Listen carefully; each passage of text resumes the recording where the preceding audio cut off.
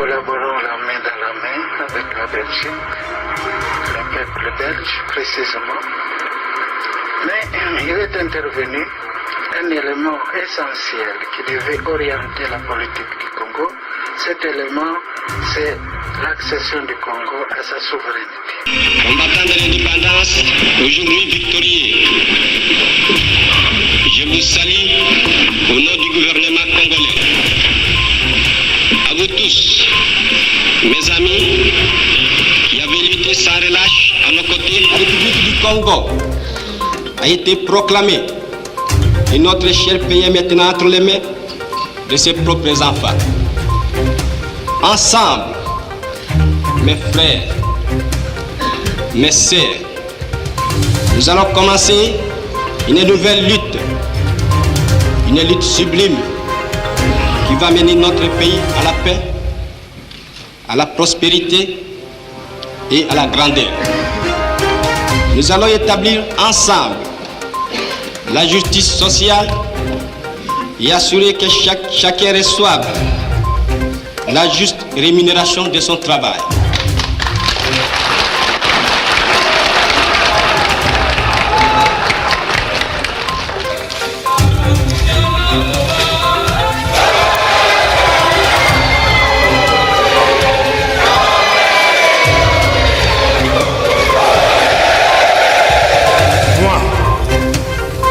Mobutu Sese Seko Kukumbendu Wazabanga, élu président du mouvement populaire de la Révolution et de 3 présidents de la République, je jure d'observer la Constitution et les lois de la République du Zaïre.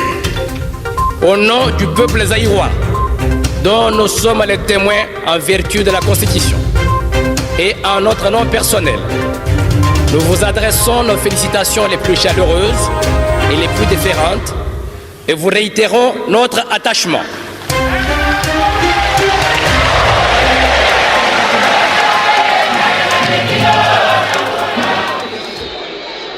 Moi, Laurent Désiré Kabila, président de la République, je jure fidélité à la nation. Moi, Joseph Kabila, président de la République démocratique du Congo.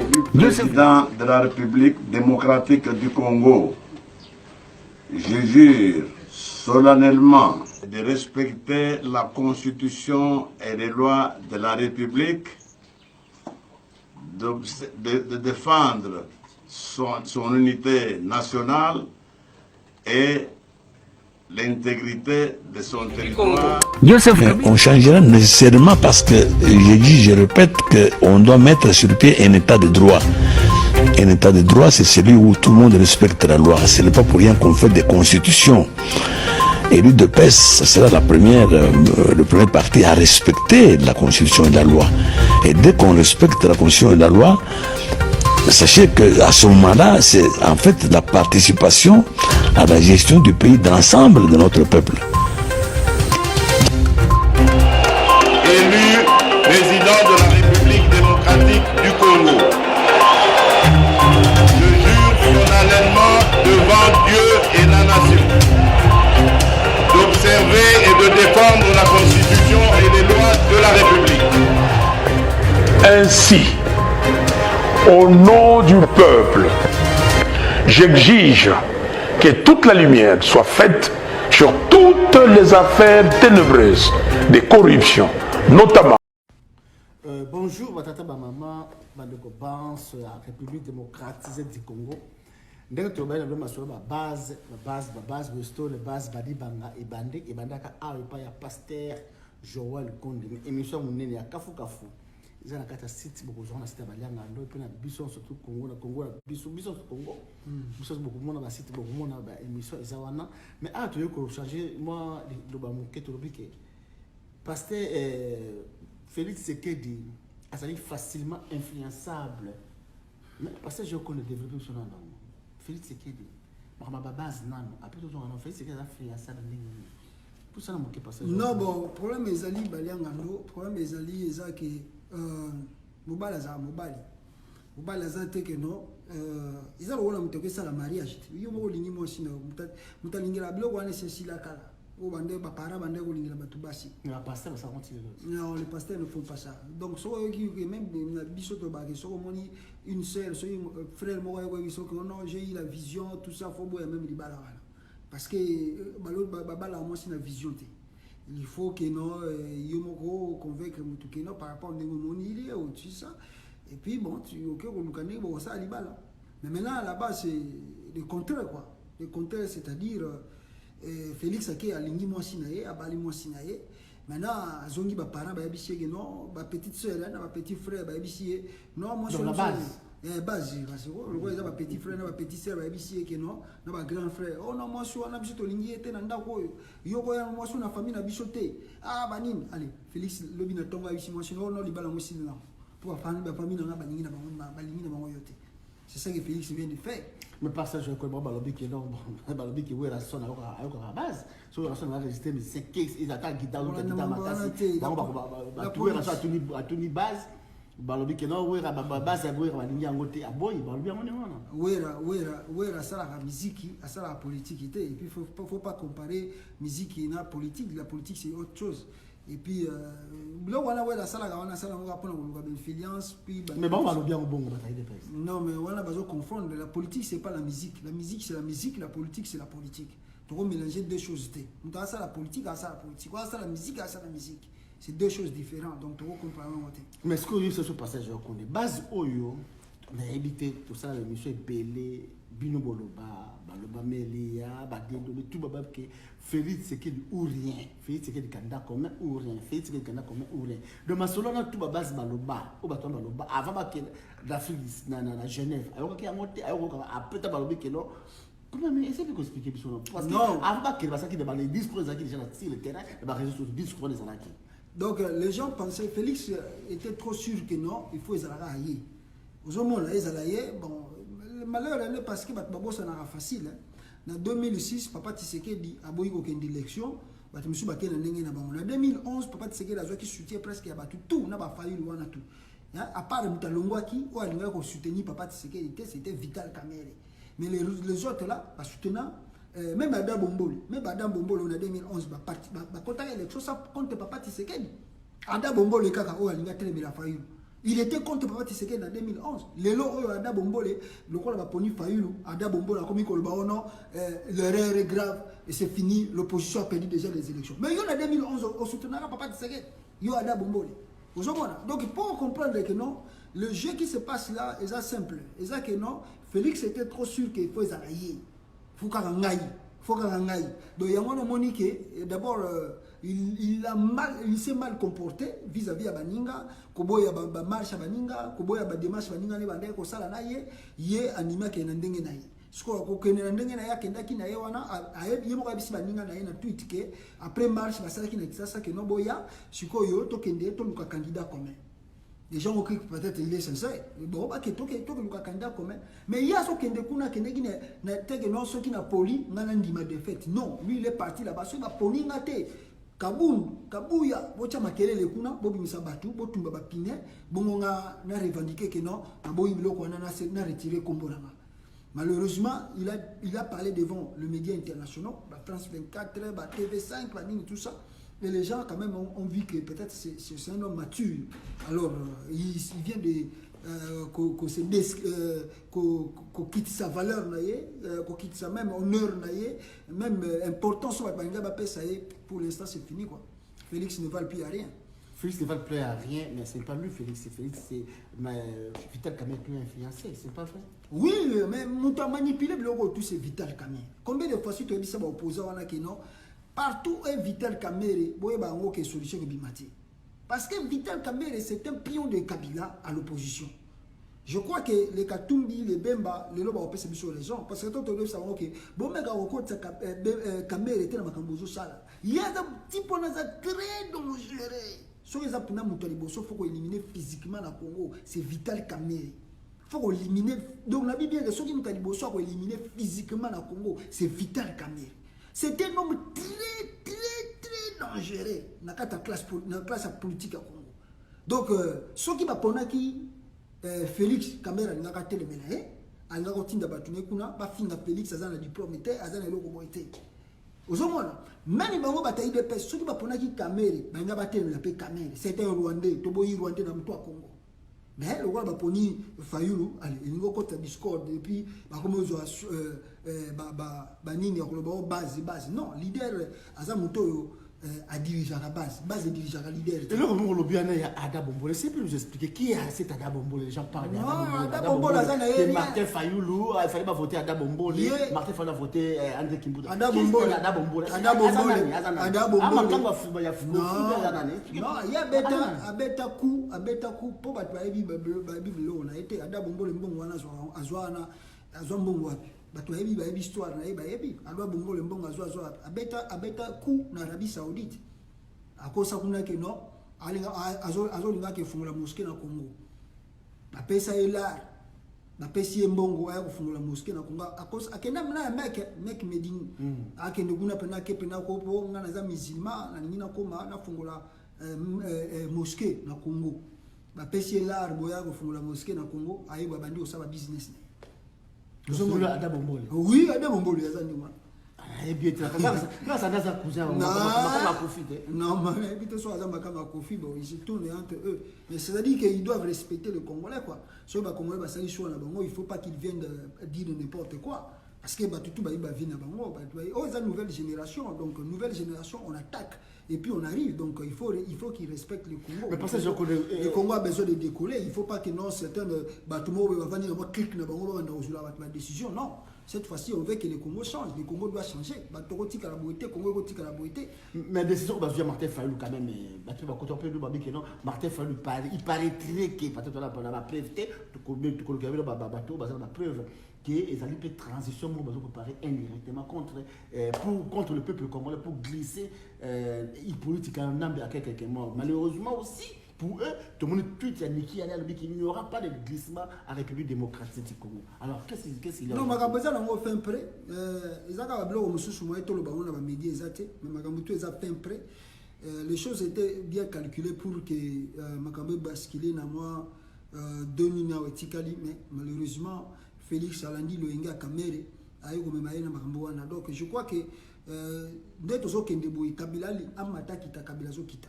Mais Kabila est parti, c'est Chadar qui est là. Non, Kabila Kita parce que Kabila a une élection, on a fait ça la matin. Lui il a voulu embryer des 4, mais donc Bamataba Kita Kabila partant. Azo Kenda zo tika Congo. Kabila partant est-ce que diaspora sur ça va Osasko Ndeng Bakaboli, Bata Félix Bakei.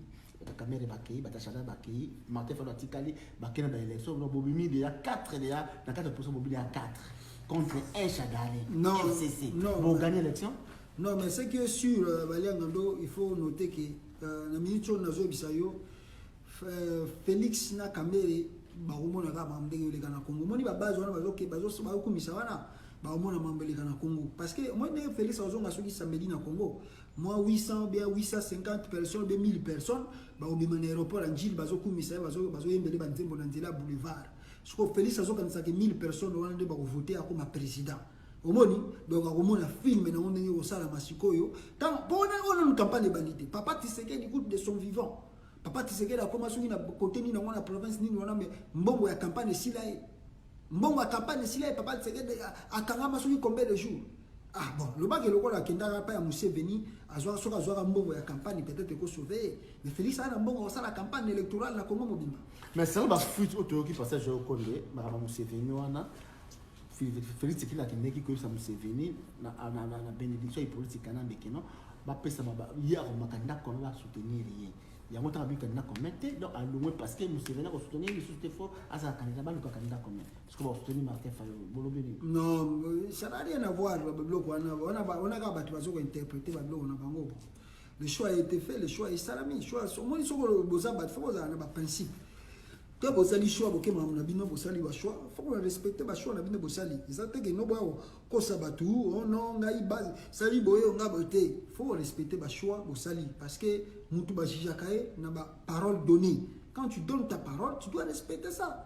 Bon, moi je ne sais pas ce que Félix vraiment même à Koloba lobby bon pour na monde nga za na fa ba OK ndenga ça makambo asali jamais mundela otikala ko côté la yaka yesusu le makamba politique na Congo jamais c'est fini il a perdu valeur et puis ceux qui vont baza ko rêver que non Fayulu aza impopulaire ils vont de basali écouter comme plus encore populaire nani ba balongo wana ba pesi yesusu lupe ba makasi o ba yeba quitter ils ont augmenté la popularité de Fayulu car na ndenge ka bango ba keeli wana po kamere ba congolais ku basiba abebe susu moi chanson ba pesa ki wana zonga na opposition na o euti ko sala ba yeye lususu Congo mobimba kamere so amiki ko sala campagne na bakango ba ko bambe mabanga kuna ba ko lapide arrondimate ameka ko kende ake kamera kende lo ba ka tambola finance ya mbila kabila mais kamera sala erreur akende katanga so ba ko lande na mabanga te asala gaere ou bien kende ba Congo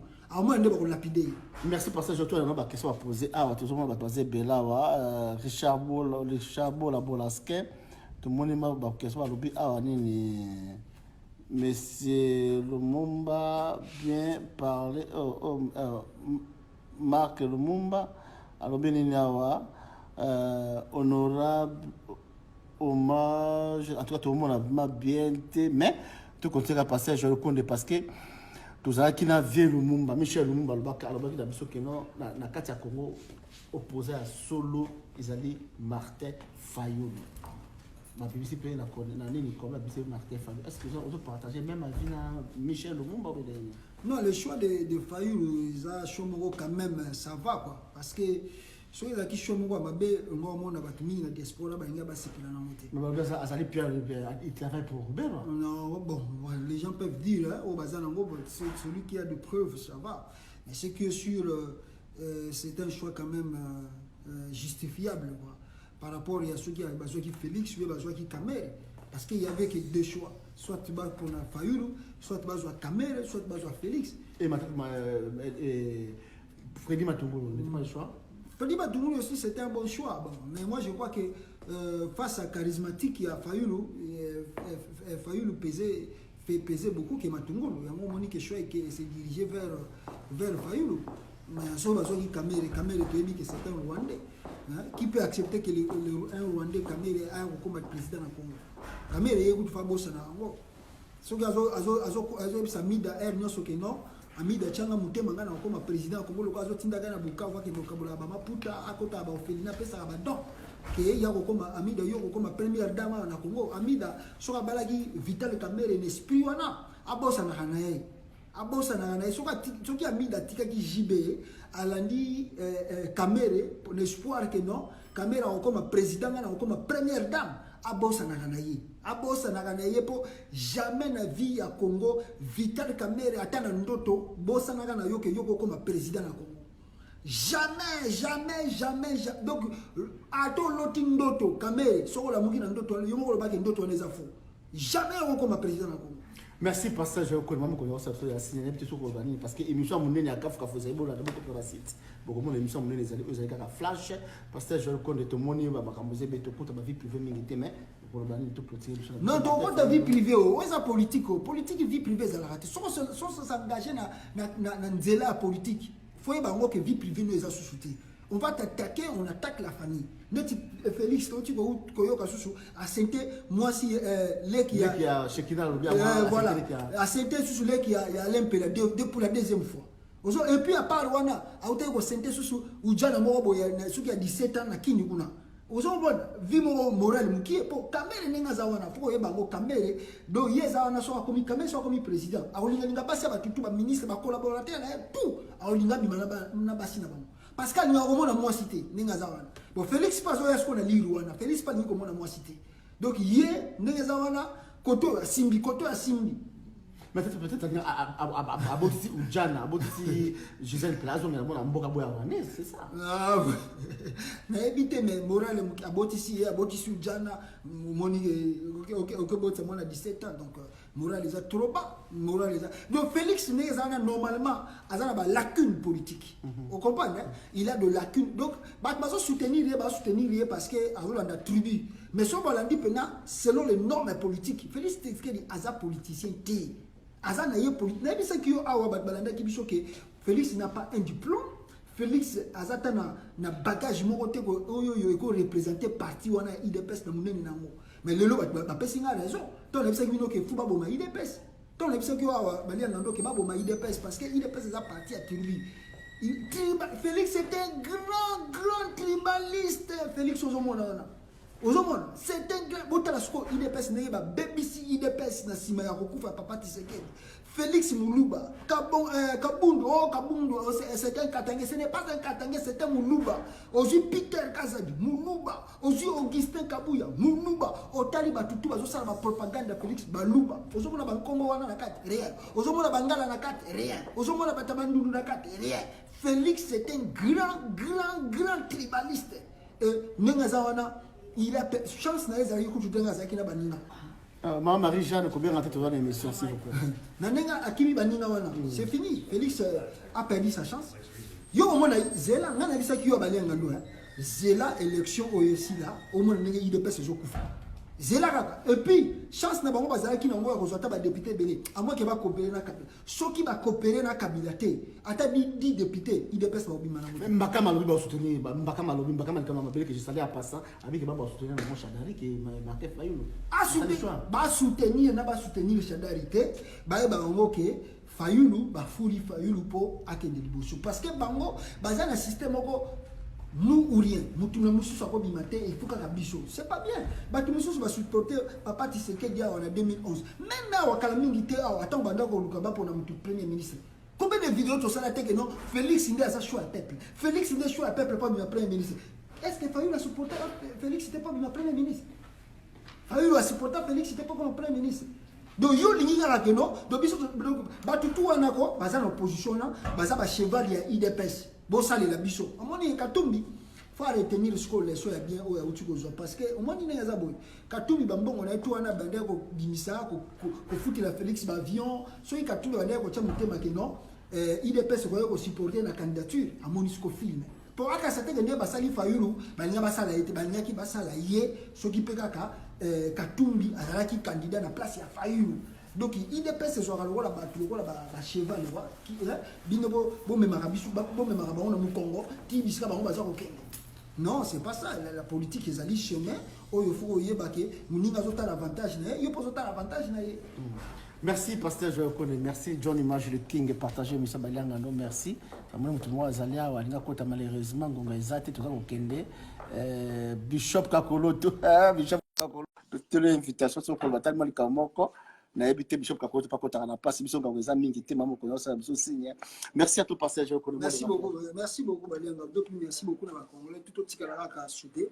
Je crois que la diaspora aussi a bossani makamuna été. Donc nous sommes dans la lutte, nous allons continuer jusqu'à la fin. Merci beaucoup. Merci, nous allons continuer jusqu'à la fin. Soutenons Martin Fayoulou. Balianga tout ça anzali la babité. Oh Bishop Kakoloto à côté. Ouais, mbote na bino. Bonjour Bishop. Mbote. Pesa révérend no mbote. Mbote. Bishop Kakoloto, visite za mingi te pas sa position na bino ndengeli pour Martin Fayoulou. Non, enfin, pour Martin Fayoulou namoni pachira uti koloba wana. Oyebi ezama wape mingi parce que oyebi bato IDPS même alliance na président Katumbi banga ba respecter yango te. Ozomona, eza parti moko ne révérend uti koloba wana. Eza parti moko eza oyo yako tiango penza libanda. Ko s'associer na IDPS comme si ou s'associer na Satana. Je crois na ibite so kolanda vidéo na ngana uta sala. Vaut mieux mon frère parce que na ba bêtise nyos oyo ba politicien bazo sala baza ko trahir ne biso population. Na biso ba to zolanda bango. Je crois ngana lobaki soki esimbité. Vaut mieux tika Chadara continuer que non batika biso tozo kufa pour rien balianga ndo. Pour rien mon frère. Ozomona. Pour rien parce que boyo kana bakena nini na 2016 na nini na OIA. Moïse Katumbi a dit OK pour ngai bon ceux qui pour ngai na zo bloquer nani makambo yango bon enfin na bolongolanga nanu a se sacrifier à longwe ozomona bon ceux qui lelo Félix alobi que non nani nazonga mwa moke na sima ceux qui Félix qui anya loba que non avant signer mokanda wana base lobi boyena boy tant papa Tshisekedi akina na Rwanda et ça tuna ka base tango baba zaki na ba réunion bango ya Ibiza et ça tuna ka base tango bazo sala ba réunion secrète na pouvoir et ça tuna ka base ozomona nani oyo Tistani oyo Kamere est-ce qu'il y a Kamere vraiment za mutu penza ko pese confiance Et là, on a Moïse Katumbi parce qu'il s'est sacrifié beaucoup. Il s'est sacrifié beaucoup pour le Congo. Je suis Martin Fayulu, les embêtés. Et on a compte na choix Martin Fayulu, mais Batu Oyo Bazana Kati, Batu Oyo Bazana Kati, ya pouvoir nani Baliangando. Et ça vraiment Sony. Tozo Koufa pour rien, mon frère, je te dis la vérité. Tozo Koufa pour rien. Yango na yebite, il dépêche un parti moko oyo na révérend Toloba. Il a parti mon tribal. Parce que ce qu'on tali bien, passer à Toloba wana. Bato yanani ya ngaza mutamanyema, bato manyema bazo soutenir ni wana te. Okoka kaka baluba kaka bazo loba non. Ce qui Félix ou rien. Est-ce que ce mona makambo ya bongo? Aussi mona makambo ya bongo, lelo bato soko landi na est, na Bunia kuna, Bunia, Goma. C'est plein na candidature à Fayulu. Est-ce que Bagwatia Goma bazana batabandu? Non. Mais Balou Bagnon soit pas question. Mais non, ils ont parti moko d'ailleurs, batika la côté na bango, même Katumbi Moïse. Si c'était que non, hier Moïse Katumbi de Bapona qui no azala candidat ni mon frère. Même Jean-Pierre Bemba, Balouba Balinga bandi mayangote. Ils ont parti moko, ils ont secte. Vous mona? Ils ont secte ndegonangai. Candidat na bino comme Moïse Katumbi alobi atika na Fayulu bia za wapi mutu na bino biri boa base. Bon ngai na zabo awa na komota la bango na miso moko ya caméra parce que moni olobi okomota na miso keba. Mais oui na komota na miso keba parce que moni ndeko na ngai. Tozo ke na machine, est-ce que vous avez suffisamment de machine à voter pendant machine soka à voler vraiment toko gagner ba élection pas de machine à voter, pas de fichier corrompu. Oui. Donc, après, Yango, parce que les États-Unis n'ont pas question de reporter les élections, toujours qu'il y a une élection, cap vers les élections. Pas machine à voter. Mais quand vers les élections, alors, la machine à voter, mon frère, c'est comme si toujours que. Martin Fayulu Martin Fayulu la machine à voter. Mais Bakolongola Yango, Natala, totikel na 39 jours. Ne vous en faites pas. Bakolongola a lobby l'élection. Ne vous en faites pas. Les États-Unis a zombie sous en force. Parce que ces alliés, nous avons président de la communauté congolaise, qui nous a dit qu'il allait. Ces alliés, nous avons été bail. Ça, c'est la moto, le corps à 5 ans. Oh, ils ont été mais soit ils ont été moto. Merci. Bishop Kapoto Mobeke, tous on a moni Serafé Kachamana. Ok. Yebsa Bishop nani pasteur mon nani abenganga. Ok. Révérend Yebsa révérend Ndingazana abenganga, révérend Benganga to solo là. Merci. Serafé Kachama, minute mingi te vraiment sur le côté rapide. Maman comme on ça sur des bassines. Serafé Kachama retenu l'invitation. Serafé un mot à dire, Serafé. Disait presque déjà Serafé toujours zelayo sur le côté te ok parce que minute des amouqués de tenir l'invitation. Serafé Kachama, je suis allé la sépandayo, na monio là. En tout cas merci à trop Serafé au côté de tenir l'invitation. Serafé Kachama au quotidien bon merci à tout vraiment au tout ajoute à voir Moussa Baliangando pour partager Moussa Baliangando pour continuer dans site John Image continuer dans site pour rejoindre Congo Flash pour s'abonner dans site Baliangando de Bara to kozana ba parce que Baliangando c'est un esprit sans tendance avec des questions qui fâchent to comme tout on va disposer pour parler sur la République démocratique du Congo to ensemble ba révolter na ba donner collaborons la main dans la main avec la Belgique le peuple belge précisément. Mais il est intervenu un élément essentiel qui devait orienter la politique du Congo. Cet élément, c'est l'accession du Congo à sa souveraineté. Combattant de l'indépendance, aujourd'hui victorieux, je vous salue au nom du gouvernement congolais. À vous tous, mes amis, qui avez lutté sans relâche à nos côtés, la République du Congo a été proclamée et notre cher pays est maintenant entre les mains de ses propres enfants. Ensemble, mes frères, mes sœurs, nous allons commencer une nouvelle lutte, une lutte sublime qui va mener notre pays à la paix, à la prospérité et à la grandeur.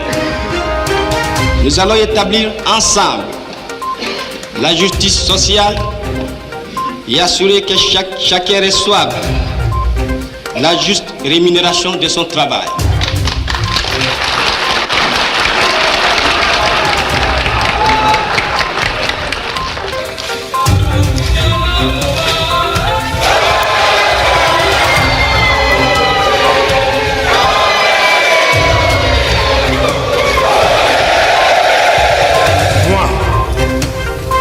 Mobutu Sese Seko Kukumbendu Wazabanga, élu président du mouvement populaire de la Révolution et de droit président de la République, je jure d'observer la Constitution et les lois de la République du Zaïre.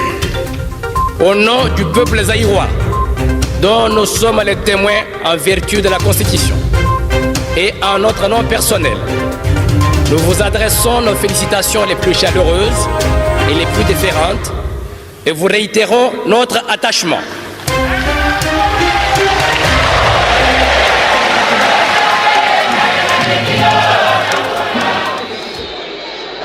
Moi, Laurent Désiré Kabila, président de la République, je jure fidélité à la nation.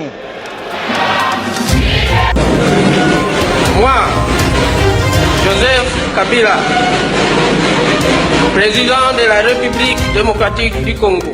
Président de la République démocratique du Congo, je jure solennellement de respecter la Constitution et les lois de la République, de défendre son unité nationale et l'intégrité de son territoire. On changera nécessairement parce que, je répète, qu'on doit mettre sur pied un état de droit. Un état de droit, c'est celui où tout le monde respecte la loi. Ce n'est pas pour rien qu'on fait des constitutions.